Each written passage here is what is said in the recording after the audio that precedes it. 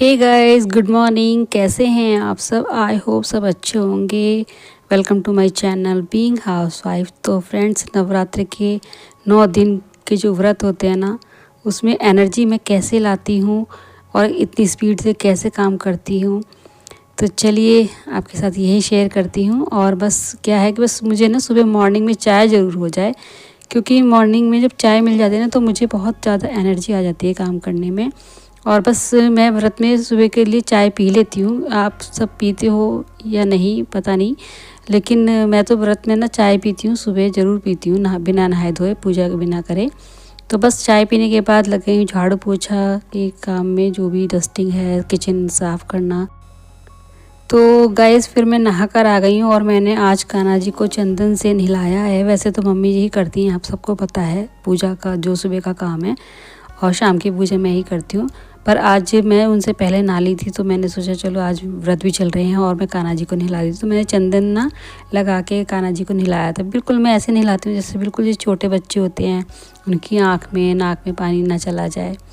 तो यहाँ पे आराध्या पानी डाल रही थी और कह रही थी कि मम्मी मैं नहलाऊँगी। तो मैंने कहा नहीं, तुम नहाई नहीं हो तो अच्छा नहीं लगता ऐसे। बोली मैं तो कर देती हूँ बिना नहाए भी, लेकिन मैंने कहा चलो आज मुझे इस सेवा का मौका मिला है तो चलो मैं ही कर लेती हूँ।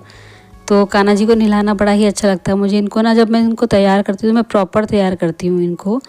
और बस मंदिर की जो साफ़ सफाई है और जितना भी जो मंदिर का काम होता है, सारी तैयारियों के साथ फिर मैंने नवरात्रि की कथा शुरू कर दी है। और ये देखिए आज भी कितनी अच्छी जोत आई है माता रानी की। तो यहाँ पे बस कथा पढ़ने के बाद चालीसा हो गई और मम्मी जी भी आ गई हैं नहा के। व्रत तो नहीं रह रही हैं, पर वो है ना, क्या जैसे अंगारी होती है तो लौंग चढ़ा देती हैं डेली, क्योंकि उनको डायबिटीज़ ज़्यादा है। कैसे हैं आप सब? आई होप सब अच्छे होंगे। और आज है तीसरा नवरात्रा। तो फ्रेंड्स, आप सबको तीसरे नवरात्रि की हार्दिक शुभकामनाएं। और आज ईद भी है। तो हमारे यहाँ ना ईद पे जो भी हमारे मुसलमान भाई हैं, मतलब जो भी इनके जानने में है, मेरे हस्बैंड के या फिर पापा जी के में, तो वो लाए हैं ईद की मिठाई। मैं आपको दिखाती हूँ। ये तो पापा जी के दोस्त थे ना, मतलब हैं, मतलब पापा जी के दोस्त, वो लेकर आए हैं मिठाई ये वाली। और ये इनके साथ का कोई है काजू की कतली, तो वो ये मिठाई लेकर आए थे। और बहुत सारे ऊपर तक डिब्बा भर रहा था और बच्चों ने खा ली है। और ये वाली मिठाई है। तो फ्रेंड्स, आप मुझे बताना, ये जो काजू कतली होती है ना बाज़ार की जो होती है, इसे व्रत में खा सकते हैं कि नहीं? मैंने तो नहीं खाई, पर मुझे लगता है कि बाहर से आई है ना, तो बाहर से तो हर सामान आता है, फल भी और सब कुछ आते हैं। तो मैंने, मम्मी जी मना करने लगी कि बाहर पता नहीं क्या क्या मिलाया होगा इसमें, तो मैंने नहीं खाई है। वैसे काजू कतली खा लेते हैं। और मैंने ना फिर चाय बनाई अपने लिए, ये देखिए, तो पी लेते हैं चाय। तो गाइज़, यहाँ पे फिर मैंने चाय पीने के बाद मैं आ गई हूँ किचन में। और मैंने बच्चों से पहले ही बोल दिया था कि आज तुम्हारी छुट्टी है और पहले मैं पूजा करूँगी, उसके बाद तुम्हें खाना मैंने कुछ बनाऊँगी। तो बच्चे लेट ही सो के उठे थे, ऐसे ही टाइम हो गया कुछ 11:30, ऐसे ही नहा धो के भी फ्री हुए हैं बच्चे भी। तो मैंने कहा जब तुम पहले मैं पूजा कर दूँ, उसके बाद ही मैं मतलब तुम्हारा खाना लंच जो भी तुम कहोगे, ब्रेकफास्ट या कुछ भी, तभी बनाऊंगी। तो बच्चे कहने लगे कि वैसे मम्मी आज दाल चावल ही बना दो। तो बस यहाँ पे फिर मैं ना अरहर की दाल और चावल बनाऊंगी। तो मेरा तो व्रत है ना, तो फ्रेंड्स मुझे ना बहुत ही, मतलब मैं सोचती हूँ कि ज़्यादा सब्जी ना बन जाए, और बहुत सोच समझ के सब्ज़ी बनानी पड़ रही है, क्योंकि जब मैं व्रत नहीं रखती ना तो बच जाती है सब्ज़ी, तो मैं खा लेती हूँ।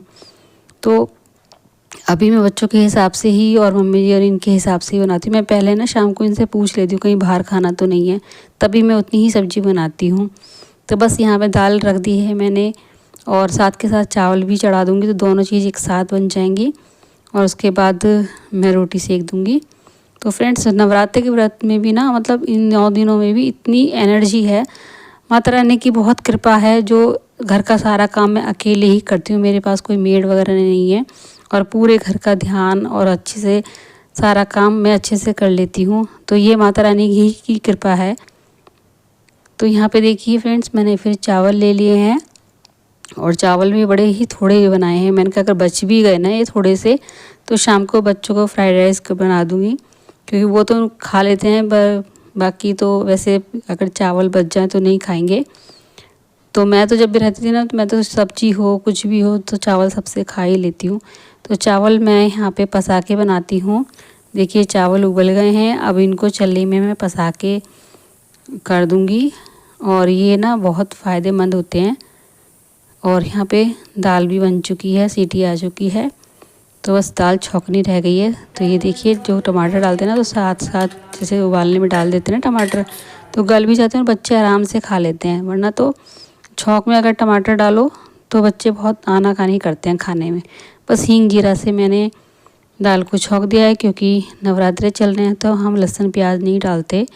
मतलब जहाँ तक मैं कोशिश करती हूँ कि ना ही डालें, लेकिन कई बार ऐसा होता है ना कि मतलब हस्बैंड नहीं मानते हैं कि जब कोई सब्ज़ी ऐसी होती है कि जो बिना लहसुन प्याज के नहीं बनती, तो अपने हाथ में ही होता है कि लहसुन प्याज का बनाना ना बनाना।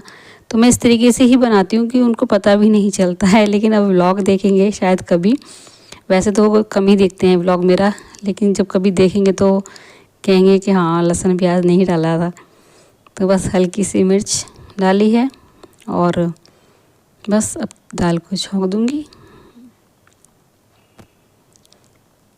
तो फ्रेंड्स बहुत ही अच्छा लग रहा है, एक एनर्जी सी रहती है।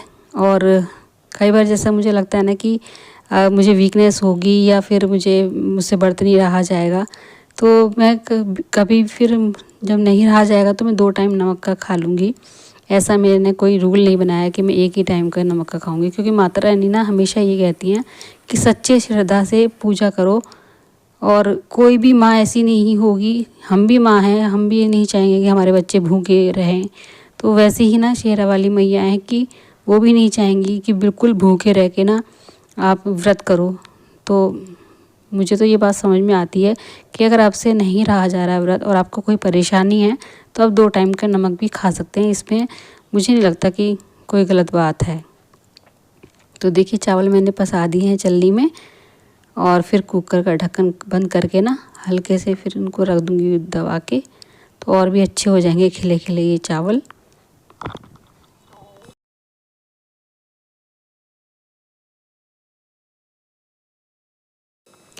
तो गाइस नवरात्रों में प्याज तो नहीं काट सकते हैं और मूली गर्मियों में आती नहीं है, तो बस अब क्या है, गर्मियों में सबसे ज़्यादा जो सलाद होगा वो खीरे का ही होगा। और यहाँ पे मैंने खीरे ले लिए थे, तो मैं अच्छे से खीरे को घिस रही थी।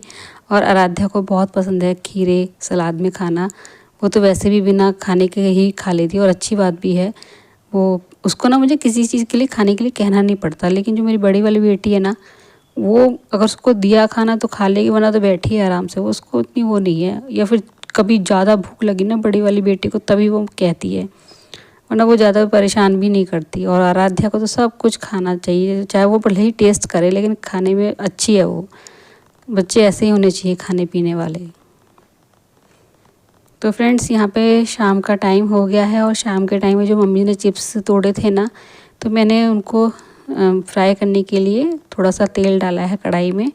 और बच्चे कह रहे थे कि कुछ बना के दो, अभी व्रत में तो मैं क्या बना के दूँ उनको। तो बस यहाँ पे शाम की चाय बन रही थी, मैं सिर्फ चाय ही लूँगी।